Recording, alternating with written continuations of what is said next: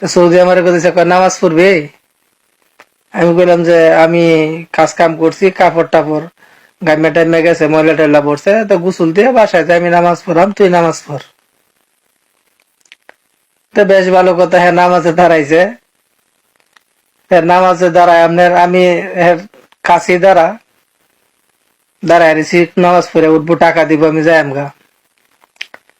হ্যাঁ নামাজে তাকে নিয়ত বান্ধেলছে আমার দর্শন করবো, বুঝছেন? খুব সম্ভবত ডান কাতে সালাম ফিরায়, বাম কাতে আর ফিরাইছে না। না ফিরায়া এই আমার রুমা গেছি, দরজাটা লাগাই দিছে। দরজা লাগাইছিস কেন? আমার এই যেহেতু এটা আমার অনেক আত্মীয় স্বজন, নিজস্ব মানুষ দেখবো, এই জন্য আমি কথাগুলা ব্যবহার করলাম না। হতেছে আমি এটা চাই। তুইও পুরুষ মানুষ, আমিও পুরুষ মানুষ, এটা কিভাবে সম্ভব? কয় না সম্ভব। এটা যদি তুই না দেস তাহলে তোর উপরে টর্চারিং করাম। তুই দেখো আপনার আমার বিছানার মধ্যে ধাক্কা দেখা লাই দেয়া, প্রায় 25 মিনিটের উপরে যাতায়াতি করছে। যাতায়াতি করে টাইনে টইনে ফ্যান্ট আমার সাইডে দেয়া অর্ধেকটা চিরে ফেলাইছে। পরে এক পর্যায়ে হেও তাবানো হয়েছে, আমিও তাবানো হয়েছি, কাহিল হয়ে গেছি। হ্যাঁ একটু জিরাইতেছে। আমি বললাম তো জিরাইতেছে, তো আমার একটু ফানি এনে খাওয়া, আমার গলা টলা বয়ে আছে, ফানি এনে খাওয়াইলে দিবি? আমি বললাম আচ্ছা দেম, তাড়াতাড়ি ফানি লিয়ে তুই ফানি খাইলি। ফানি খাওয়াই ফানি আনছে, ফানি খাইছি, খয়াল্লা চোরা চোরা। আমি কি দেখো চোরা চোরা, চোরা চোরা মানে তাড়াতাড়ি। কয়টা দি, আমি কই তা এটা আলাপ করিস না, তুই তা গুণ হইব তোর দেশ, আল্লাহর ঘর, স্বয়ং আল্লাহর ঘরে নবীজি জন্মগ্রহণ করছে, এইসব কথা কইস না, গুণ হইব, আল্লাহ তোর উপরে গজব দিব, নবী তোর উপরে নারাজ হইব। কয় কুল্লু নবর সেম সেম, নবী আর এরা বলে সেম সেম।